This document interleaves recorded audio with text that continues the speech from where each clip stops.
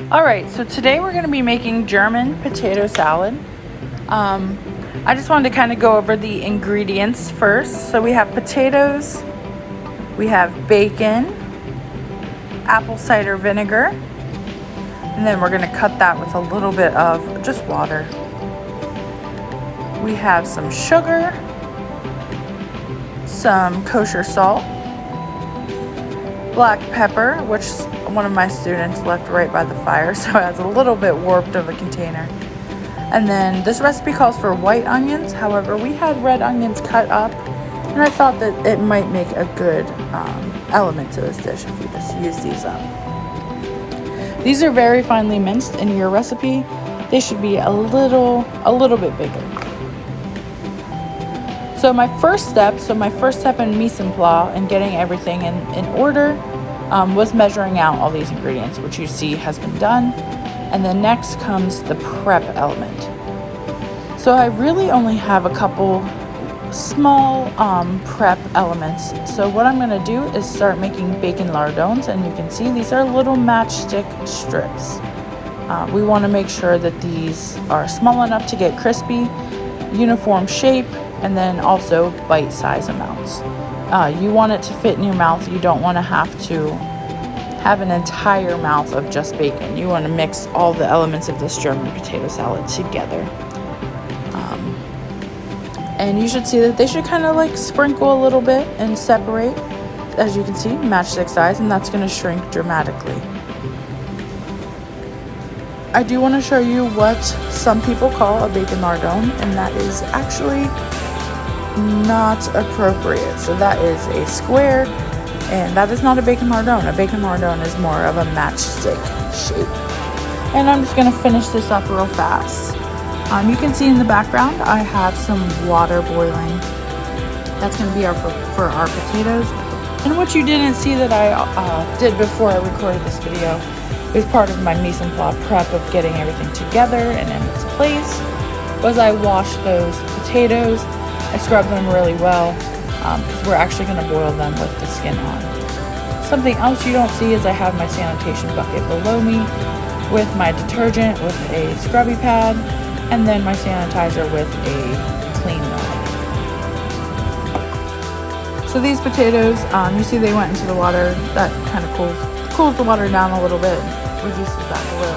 But if you start these in cold water, it'll also be okay. So these potatoes we want to watch pretty closely because we only want them cooked 3/4 of the way. You want the middle to be still a little firm, but not raw. But it's very important to keep them firm because we want to be able to cut the potatoes very nicely, which you will see me do towards the end of this video. So in order to start rendering this bacon, which render means to remove the fat, we want to start heating up this pan. And you'll notice I didn't put anything in the pan. It's a dry pan. I'm going to pause for a second, but I want you to think about why do you think I didn't put any fat or oil in this pan?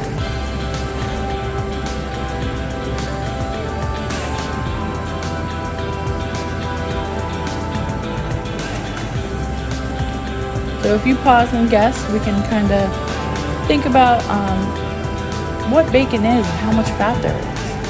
So in order to render, all that fat's going to come out, and you'll see that this bacon kind of makes its own fat. So as we cook, we're just going to go ahead, spread it out as evenly as we can. We want every bit touching the bottom of the pan. We don't want to overcrowd it too much because we don't want to render.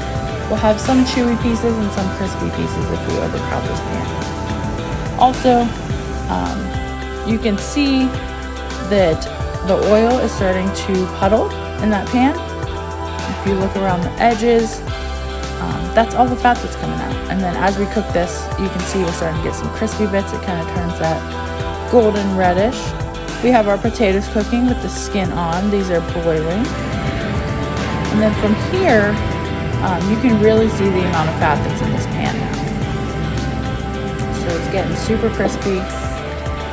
That's exactly how we want to see. This is actually pretty much frying itself.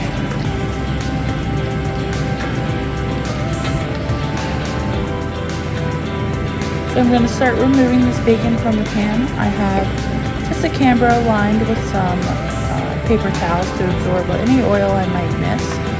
You'll see I'm scraping all of the bacon to one side, and then I'm kind of tilting the pan so all the bacon fat runs to the other side. This makes it so I don't get a ton of bacon fat in this paper towel, and if you get too much bacon fat in the paper towel, it will not absorb as much. So we have all that bacon fat, and that is actually going to be part of our dressing.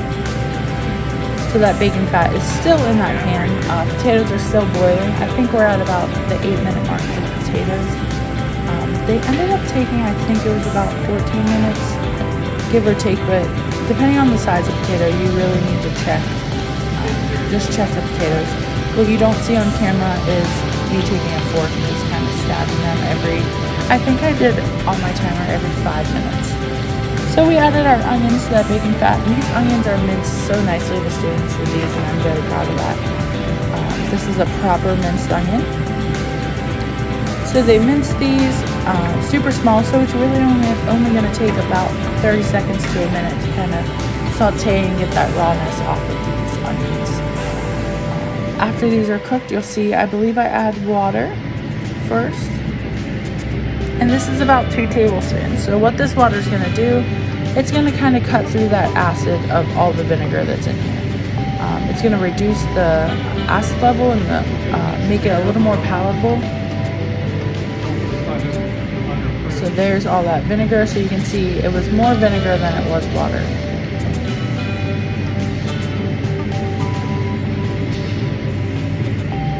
And I added it in 2 batches.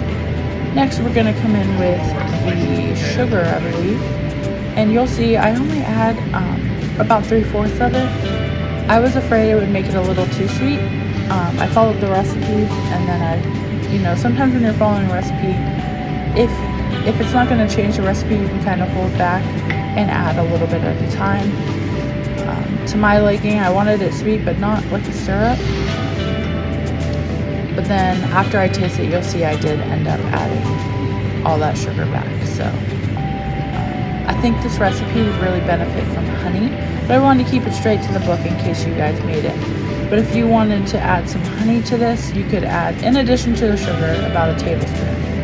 I'm seasoning with salt and then black pepper. And I went heavy on the pepper because the pepperiness of the pepper plays really well with the sweetness of the apple cider vinegar and sugar, and then also the pepperiness kind of adds an element to these pretty bland potatoes. So here I'm stirring with a spoon because I'm going to taste it. This is where I realize I need to add the rest of that sugar. You can tell the difference when a sauce is too acidic to when it's perfectly balanced. So these potatoes are done, and you'll see how easy these peels just kind of rip right off.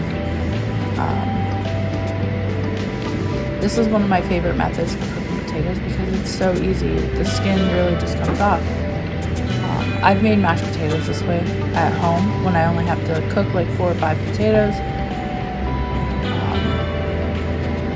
And then you get those little bits of skin that a lot of home cooks like. So you can see I'm kind of cutting these super thin, I would say about 1/2 inch. And then they're still warm, you can see the steam. We're gonna let those cool a little bit, and then I kind of messed up and I was too excited to make this. So I started pouring the liquid over top and didn't get to show you guys, but I believe I have a picture of how it looks with the sauce put on. But yeah, we're just gonna lay these flat. And the reason why we're doing that is because these are hot and we really want to pour this liquid on while it's hot. If we just threw everything in a bowl, we would get like mashed potato consistency. So it was very, very important that we keep these flat and don't really stir them too much because you want them perfectly coated and not like a mash. So you can see that my potatoes stayed pretty uniform. So I poured that liquid over top. That's the part I forgot to show you guys. And then I just returned it to a pan, and I'm going to give it another heat. This is going to really help penetrate that sauce into the potatoes and get it absorbed a little bit. So I added as much liquid back as I could possibly get. And then I had a little bit too much onion, so I pulled a little bit to the side, and you'll see me add some as we go. So I just added a little bit more. And then I believe I added some more. Yeah. And I try to strain that liquid. I just didn't want it to be too oniony, too overpowering. So we're heating this up, and we're gonna make sure that all that liquid you can see in that corner is getting absorbed. If some of it isn't absorbed, it will continue to kind of carry over cook. And then, but this step is very important because it really seals in some of that flavor and reduces your sauce a little bit too.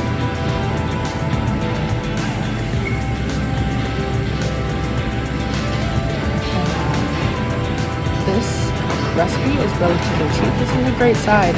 In Germany, they would often serve it with schnitzel, which is like a fried piece of meat.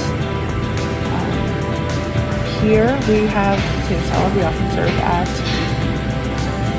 barbecues and backyard parties. So you'll see me salting these potatoes. So potatoes are so bland; they need a lot of salt. So I seasoned the sauce. So that was my first layer of seasoning, and then I seasoned these potatoes. So we're really layering the seasoning.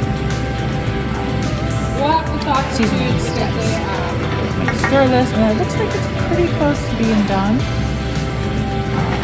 Just give it a little another little movement. We don't want to create any caramelization. We really just want to steam the sauce.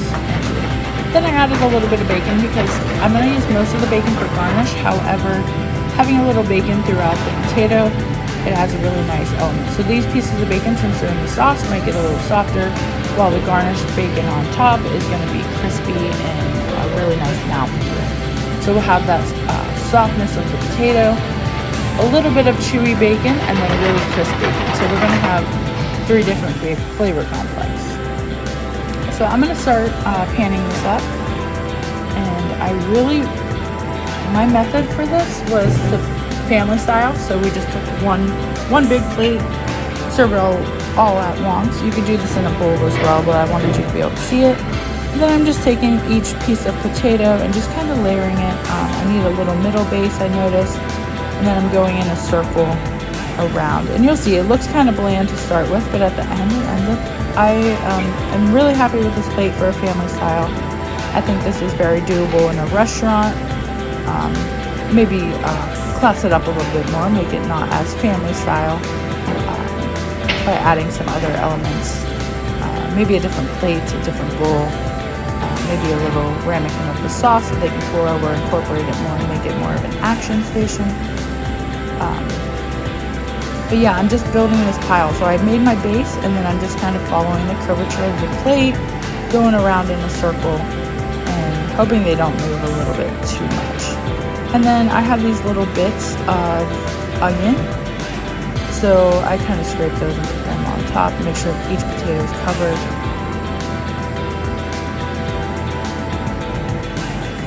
And then, so we had some microgreens in the kitchen from our farmer's market event. So if you are local, figure out the hours for that. And this micro basil I just sprinkled on top because I really thought it was bland. It was very white potato and very brown. Onion and very brown bacon needed a little bit more of a color element. So I sprinkled all this bacon on. I basically just put all of it on. I don't think anyone's going to complain about too much bacon. And the students I had in classes, they did eat this. And then also our other chef instructor, Chef PJ, ate this, and we all really, really enjoyed this. We actually ate all of it. We ate this whole plate. There was 6 of us, and we all really enjoyed it. So the micro basil on top, and then you can kind of see this final plate. I'm happy with this plate. It's really good. The fresh basil really added a fresh element to this.